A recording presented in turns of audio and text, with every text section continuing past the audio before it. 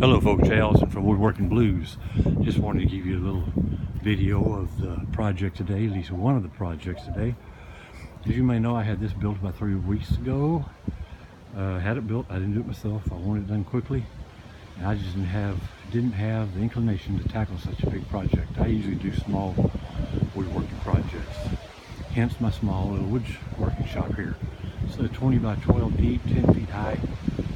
Not enough for me. So anyway, before he was built, I had a 10 by 10 metal shed back there in the corner that had to go. It took him that long ago, but just now got it around to tearing up or demoing the platform it's set on. This is the floor side here, the painted side.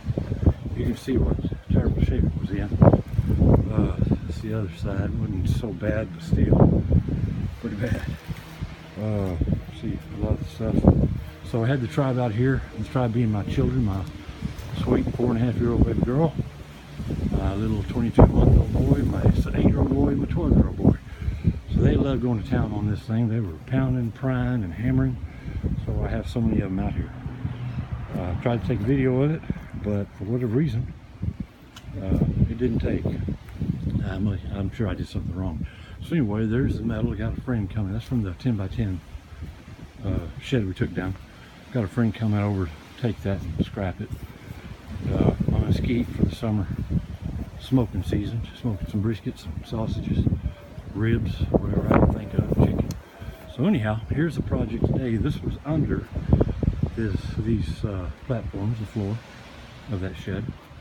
And of course it's treated. It was there 10 years, and look at it, man. It looks almost brand new. Almost brand new. Look at that. So anyway, here's the project. I'm going to cut these down to size. I already got a few. This is a 6 by 6. These are 4 by 4s. They're going to go under here. I guess you call maybe the skirting under here of the workshop.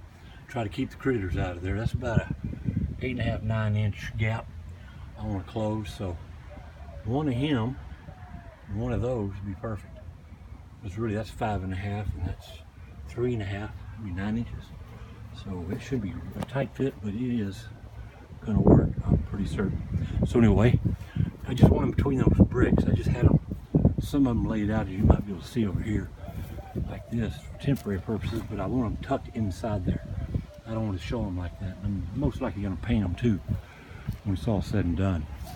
So that's my project out here for now. I've got more planned. What I'm going to do, I got to mention, it's a windy, blustery day. About 50 degrees with about a 15-mile-an-hour wind. Now we're up on a hill, and man, it is chilly up here. But I enjoy these overcast, cool days because we just don't get enough of them in South Central Texas. So I'm actually enjoying it. My tribe enjoyed coming out here, but they had to get it inside and get warmed up and have a little lunch. So out here by myself, I'll be cutting these guys down. Here's some I'd already found or had. So I'll be cutting these down with this guy here. I think I demoed him just recently, the stand and the Chicago Electric. So he's doing good so far. So what I'm going to do, folks, I'm going to try to, once I get these cut down, tucked under the workshop, I'm going to cut these down and see if I can save any of this wood. I'm probably not going to, it's 3/4 inch plywood.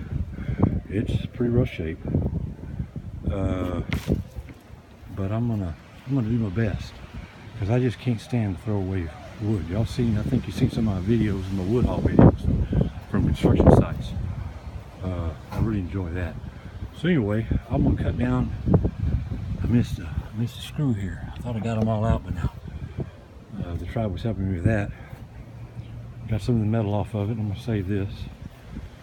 I got good storage in the attic for that, so that's not going anywhere. I still got to break those down into these smaller pieces.